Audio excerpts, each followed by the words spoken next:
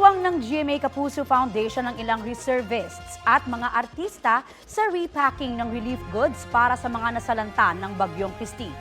Detalye tayo niyan sa Ulat on the Spot ni Nelson Canlas. Nelson?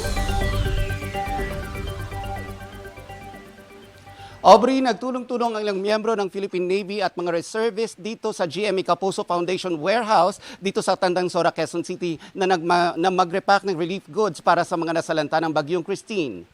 Alas 4 pa lang ng madaling araw kanina ay nagsimula na silang umaksyon at ang mga ini-empake nila ay mga bags na naglalaman ng bigas at mga canned goods na pantawid gutom ng mga nasalanta. Habang lumalakad naman ang oras, dumarami ang nagbo-volunteer dito, kabilang na ang ilang sparkle artists tulad ni Herlene Budol, Cheska Fausto, Janvic de Guzman, Charlie Fleming at mga status by Sparkle digital creators na sina Javi Valdez at Micah Kimochi.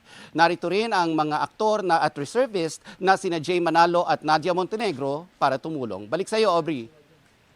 Maraming salamat, Nelson Canlas.